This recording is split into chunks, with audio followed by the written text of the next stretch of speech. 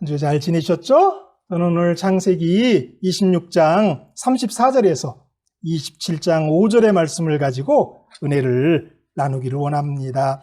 제가 본문의 말씀 읽고 시작하도록 하겠습니다. 에서가 40세 헷족속 브리엘의 딸 유딕과 헷족속 엘론의 딸 바스맛을 아내로 맞이하였더니 그들이 이삭과 리브가의 마음에 근심이 되었더라. 이삭이 나이가 많아 눈이 어두워 잘 보지 못하더니 맏아들 에서를 불러 이르되 내 아들아 하매 그가 이르되 내가 여기 있나이다 하니 이삭이 이르되 내가 이제 늙어 어느 날 죽을는지 알지 못하니 그런즉 내 기구 곧 화살통과 활을 가지고 들에 가서 나를 위하여 사냥하여 내가 즐기는 별미를 만들어 내게로 가져와서 먹게 하여 내가 죽기 전에 내 마음껏 내게 축복하게 하라. 이삭이 그의 아들 에서에게 말할 때에 리브가가 들었더니 에서가 사냥하여 오려고 들로 나가매. 이삭은 40세의 리브가를 만났습니다. 에서가 40세가 되었을 때 그도 아내를 얻습니다. 그때의 이삭의 나이는 100세입니다. 왜냐하면 이삭이 나이 60되었을 때에 에서와 야곱을 낳았기 때문입니다. 그러니까 아브라함은 100세 때에 이삭을 낳았고요. 이삭은 100세 때에 두 며느리를 얻었다라는 것 우리가 알 수가 있습니다. 그러니까 에서는 아버지가 결혼한 나이인 그 40세에 그도 두 아내를 얻은 것입니다. 에서는 그곳에서 자신의 편리와 기반을 단단히 하고 싶어 했을 것입니다. 또한 에서는 욕구를 참지 못하는 사람이기에 40세에 가나안 땅 헷 족속의 두 딸들을 자신의 아내로 맞이합니다. 헷 족속의 사위가 된 것입니다. 어쩌면 사냥을 하다가 그의 장인어른과 친하게 되어서 그의 딸을 얻었는지도 모릅니다. 그러나 그녀들은 하나님을 모르는 이방인들이었습니다. 이삭과 리브가는 장남의 그 처사가 마음에 들지 않았습니다. 그리고 두 며느리가 자꾸만 에서를 하나님을 믿는 신앙에서 멀어지게 하고 있는 것 같아서 마음에 근심이 되었습니다. 얼마 전에 이삭은 블레셋 왕 아비멜렉과 평화의 조약을 맺습니다. 그렇다면 성경이 말하는 사실은 이런 것입니다. 하나님에게 있어 적과의 동맹은 양해가 되지만 외부인들과 이방인과의 결혼에 의한 동맹은 그렇지 않다는 것을 보여주고 있습니다. 사르나라고 하는 학자는 방금 우리가 살펴본 이 에서의 결혼에 관한 이야기가 이삭이 에서를 축복하려고 하는 그 말씀 앞에 오는 것은 이 에서가 아버지의 상속을 받을 자격이 없다라는 걸 보여주기 위함이다라고 제안을 합니다. 창세기 27장 1절은 이렇게 시작합니다. 이삭이 나이가 많아. 그럼 그때 이삭의 나이는 몇 살나 되었을까요? 본교의 성경 주석과 많은 학자들은 137세가 확실하고 틀림없다라는 주장을 합니다. 그럼 그 사이에 있는 내용을 제가 조금 설명드려 보겠습니다. 이 137세라고 하는 숫자를 만들어내기 위해서 야곱과 요셉의 성경에 기록된 나이들을 이용합니다. 야곱이 요셉을 찾아서 애굽에 내려갈 때의 나이가 130세입니다.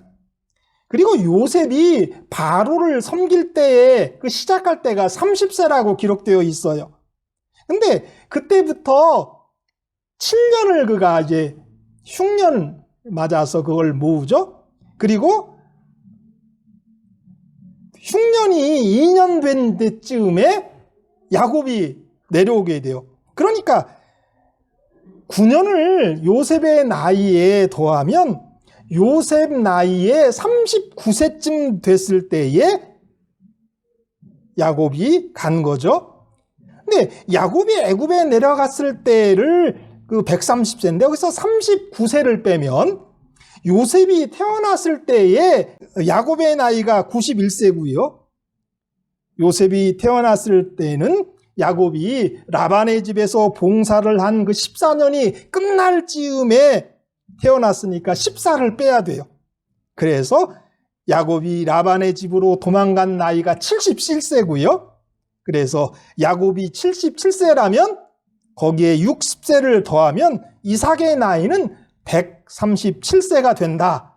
그래서 나름대로 학자들은 이 137세라고 하는 걸 아주 틀림없는 숫자라고 생각을 합니다.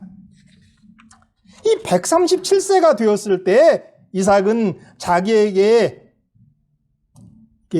자기가 죽음에 이르게 될 것이라고 우려를 합니다. 그는 나이가 많았습니다.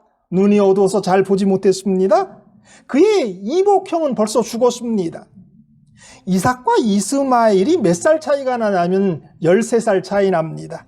그런데 이스마엘이 몇 세에 죽냐면 137세에 죽어요.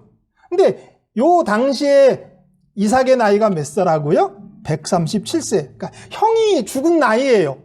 그러니까 자기도 이제 죽을지 모른다라고 생각을 한 거죠. 그래서 그 죽을 준비를 하면서 자기는 이제 뒤로 물러가고 자기의 후계자를 세워서 가족을 이끌게 해야 된다라고 여겼을 것입니다. 자기 고집과 자기 생각만이 커져가는 거란 노인이죠. 나이가 들면 대개 그렇게 된다고 합니다. 이삭은 에서가 사냥한 고기를 좋아했습니다. 그의 남자다움이 장자권을 받는 데 더 올바르다라고 여겼을 것입니다. 그래서 이삭은 에서에게 장자권을 물려주려고 해요. 에서에게는 당시 물론 자녀들이 있었겠죠. 그러나 야곱은 나이가 들었는데도 결혼도 못하고 있는 상황도 아마 염두에 두었을 것입니다. 리브가가 그렇게 수차례 이야기한 그 큰 자가 작은 자를 섬긴다라고 하는 하나님의 뜻은 마음에 두지 않았습니다. 그는 하나님의 명백한 뜻을 뒤집으면서 하나님이 야곱을 위해 예비하실 것을 에서에게 주려고 하고 있는 것입니다. 이 3절, 4절에 보면 나를 위해서 내가 즐기는 내게로 가져와서 내가 죽기 전에 내 마음껏, 여기 얼마나 나라고 하는 표현이 많이 나와요. 자기 중심적인 모습을 보여주고 있는 것입니다. 하나님의 뜻과 예언은 어디에도 없습니다. 이삭이 말한 대로 내 마음껏, 자기 마음대로 에서를 축복하려고 하는 것입니다. 여기 그 말을 이렇게 좀 더 강조하면 이런 거예요. 너는 나를 위해서 사냥을 나가야 한다. 너는 나의 입맛을 충족시키기 위해서 별미를 만들어야 한다. 너는 그것을 내게로 가져와서 먹게 해야 한다. 다 너가 내게 해야 된다라는 거예요. 자기중심적이죠. 왜 이삭이 이런 자기중심적인 사람이 되었을까요? 이삭이 얻은 성취 그리고 자신감이 고집이 되고 망령이 되었습니다. 비교적 큰 사건과 사고 없이 이삭이 살아간 이야기를 우리는 몇 번 걸쳐서 살펴보았습니다. 물론 아브라함이 이삭에게 많은 재물을 물려준 것은 사실이지만 그가 거부가 된 것은 그의 농사의 성공이었다라고 성경은 말합니다. 그러니까 그는 노력하고 이루어낸 사람이에요. 거기다가 그는 우물을 파서 물을 계속 얻습니다. 그것도 그의 자신감과 자만감에 영향을 미쳤을 것입니다. 그는 그의 부를 이루어내고 지켜낸 사람이에요. 영적으로도 그는 내세울 게 있는 사람이에요. 모리아산에서 그는 하나님께 사실 바쳐진 사람입니다. 그의 아내는 하나님의 놀라운 섭리 가운데 그에게 허락되었습니다.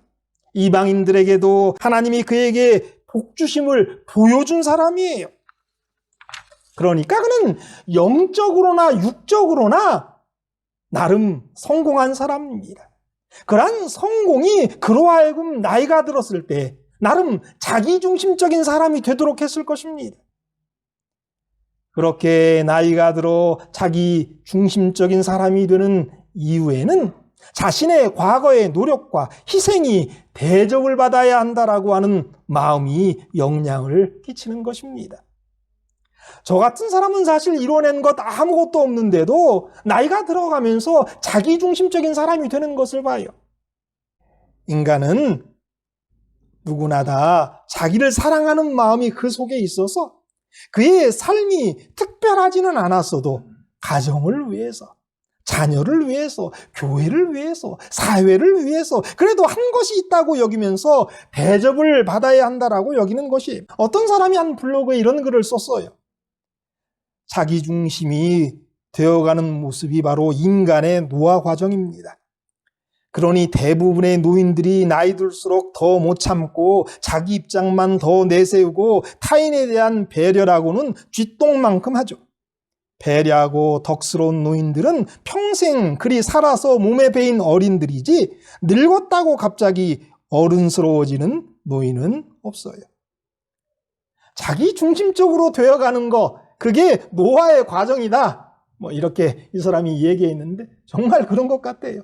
제 자신을 봐도 그러고요. 주위의 어르신들을 봐도 그런 모습들을 우리가 쉽게 발견합니다.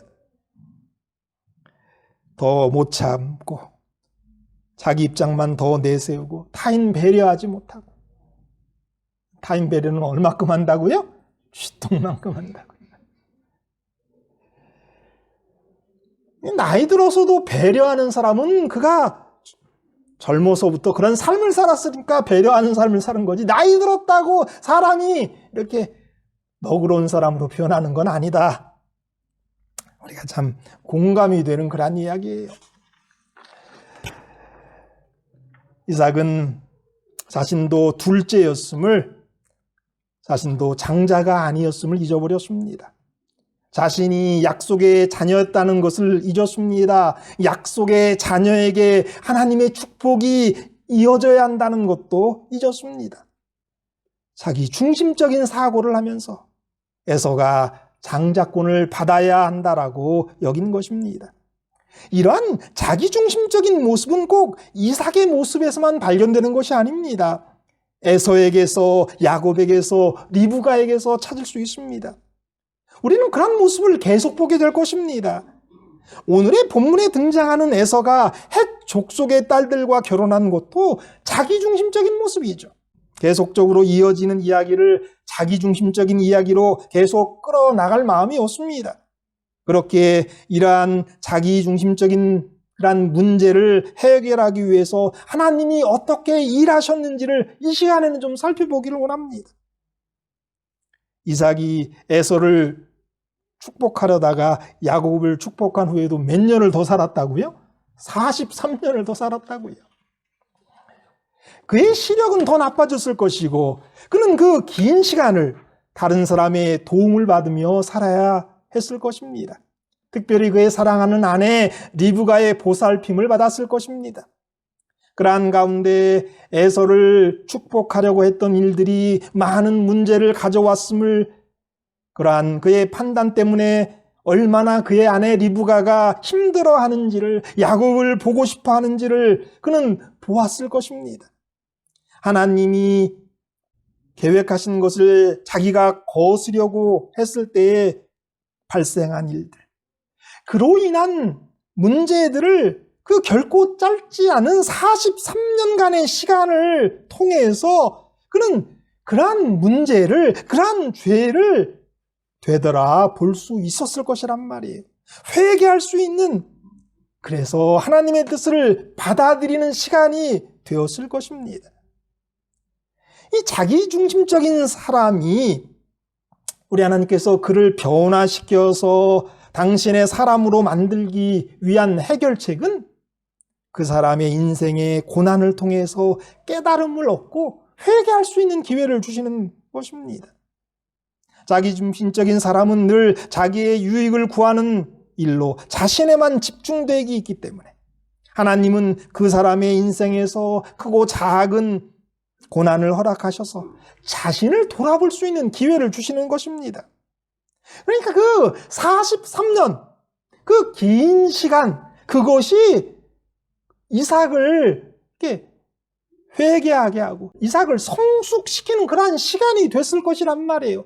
보지도 못하면서 그 시간들을 되돌아보는 그러한 시간을 우리 하나님께서 이삭에게 허락하셨던 거예요. 리브가 또 마찬가지입니다. 그녀도 자기중심적인 결정을 했기 때문에 그녀의 사랑하는 아들 야곱을 보지 못하고 죽습니다. 그녀가 야곱을 보고 싶어하는 만큼 그녀도 회개했을 것입니다.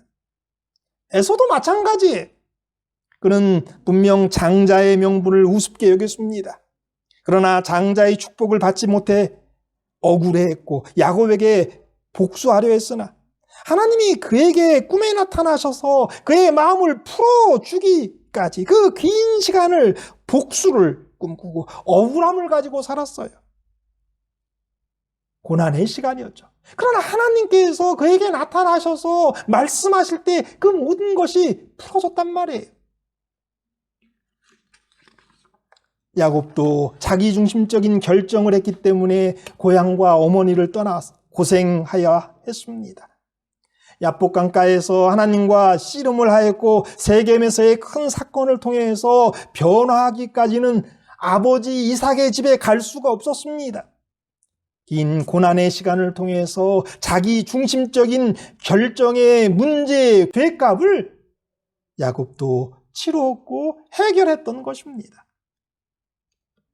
자기 중심적인 생각을 하고 자기 중심적인 결정을 내리고 자기 중심적인 삶을 살아간다면 그게 인본주의예요. 자기 중심이 바로 사단의 타락의 이유이요. 아담과 하와가 죄를 지은 까닭입니다. 자기 중심적인 생각을 버리고 자기 중심적인 결정을 포기하고 하나님 중심의 삶을 우리가 살아야 합니다. 특별히 나이가 들어감에 따라 더욱 그리해야 합니다. 우리가 살펴본 그 글처럼 조금이라도 젊었을 때 그러한 노력을 하지 않는다면 우리는 정말 나이 들어서도 대접받지 못하는 사람들이 될 거예요. 꼰대라는 소리를 들을 것이고 또 심한 말로 꼴통이라는 그런 대우를 받게 되는 거예요. 나의 기준과 고정된 사고의 틀과 시각을 내려놓고 사랑이고 지혜이신 하나님의 뜻을 우리가 이루려 해야 합니다. 자신의 생각이나 사고방식, 선입견을 버리고 하나님의 말씀이 자신을 비추도록 말씀 앞에 자신을 두어야 하는 것입니다. 자기 중심적인 생각을 내려놓고 자기 중심적인 선택을 버리고 자기 중심적인 삶을 부인해야 된단 말이에요. 상대방이 나를 위해 존재하는 것이 아님을 기억해야 합니다. 상대방이 나의 자녀고 나보다 젊다고 해서 나를 위해서 뭔가 해주어야 하는 것도 아닙니다. 내가 나이 들었다는 것이, 내가 무언가 희생했다는 것이 자기 중심적으로 살아야 된다는 것도 아니에요. 그리스도인들은 삶을 마감할 때까지 섬기는 자가 되어야 함을 예수님께서는 아주 강조하셨습니다. 갈라디아서 2장 20절이에요. 내가 그리스도와 함께 십자가에 못 박혔나니 그런즉 이제는 내가 산 것이 아니요 오직 내 안에 그리스도께서 사시는 것이라. 이제 내가 육체 가운데 사는 것은 나를 사랑하사 나를 위하여 자기 자신을 버리신 하나님의 아들을 믿는 믿음 안에서 사는 것이다. 십자가에 못 박혀 죽었다는 것은 옛사람, 곧 자기 중심적 사람이 죽었다라는 거예요. 여러분들, 그리스도인으로 사는 것은 자기 중심적인 사람을 죽이는 거예요. 하나님의 뜻에 따르는 것이죠. 사도 바울은 이런 고백을 했습니다. 고린도후서 10장 3절로 5절 우리 같이 한번 읽어봅니다. 내가 보통 사람처럼 악한 인 것은 사실입니다. 그러나 나는 싸움에 이기기 위해 인간적인 방법을 사용하지 않습니다. 나는 인간의 손으로 만든 무기가 아닌 하나님의 강력한 무기를 사용하여 악마의 요새를 무너뜨리고 하나님을 거역하는 모든 교만한 사상과 사람들의 눈에서 하나님을 가리우는 온갖 장벽을 부수어 버릴 것입니다. 그리고 불순종하는 자들을 사로잡아 하나님께 되돌아가게 하고 그들의 마음을 돌려 그리스도께 온전히 순종하게 할 것입니다. 바로 자기 중심적인 삶을 버리는 것이 어떤 것인지 이야기하는 거죠. 인간적인 방법을 사용하지 않는 거예요. 교만한 사상을 부수어 버리는 거예요. 그래서 그리스도께 온전히 순종하는 것, 그게 자기 중심적인 삶을 버리는 거예요. 그것이 우리가 예수님 중심으로 하나님 중심으로만 사는 방법임을 이렇게 말씀하고 있습니다.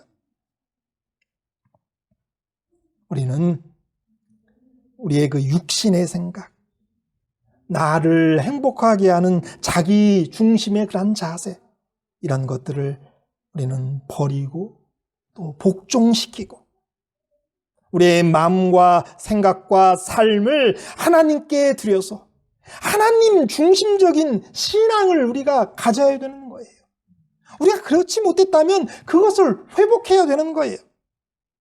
사랑하는 여러분, 우리도 이삭과 같이 자기 중심적인 생각과 결정의 결과를 오랜 시간 두고 우리가 고난받을 수 있다는 거 기억해야 돼요. 그런 것 만들면 안 되지 않겠습니까? 젊다면 지금부터 자기 중심적인 삶을 버리고 하나님의 그 뜻과 명령에 순종해야 합니다. 중년이라면 지금이라도 자기 중심적인 생각과 결정을 포기해야 합니다. 그래야 좀 더 아름다운 노년이 우리에게 주어집니다. 노년이라면 자기 중심적인 생각이 굳어져 버릴 수 있습니다. 그렇게 삶을 마감하지 않도록 정말 노력해야 되는 거예요. 우리 모두는 나이가 들어갑니다. 이삭은 익을수록, 이삭이 차갈수록 고개를 숙입니다. 그 이삭을 검색하면, 이삭이다라고 그냥 검색을 하면 이제 몇 가지가 나와요. 많은 그림들을 예를 든다면 이삭이 일단은 나올 테고요. 그 다음에 유명한 그 이삭을 줍는 여인들이라고 하는 그림이 나오고요. 또 다른 그림은 이 이삭이 나오죠. 이삭이 나오는. 이삭은 익을수록, 차갈수록 어떻게 한다고요? 고개를 숙여요. 이삭도 나이가 들면서 고개 숙여갔을 것입니다. 그것이 그의 노년의 축복이었을 거예요. 안 보이지만 그런 축복을 그가 가졌던 것이죠. 이삭은 아버지 아브라함처럼, 아들 야곱처럼 새로운 이름을 받지 않았어요. 그렇죠?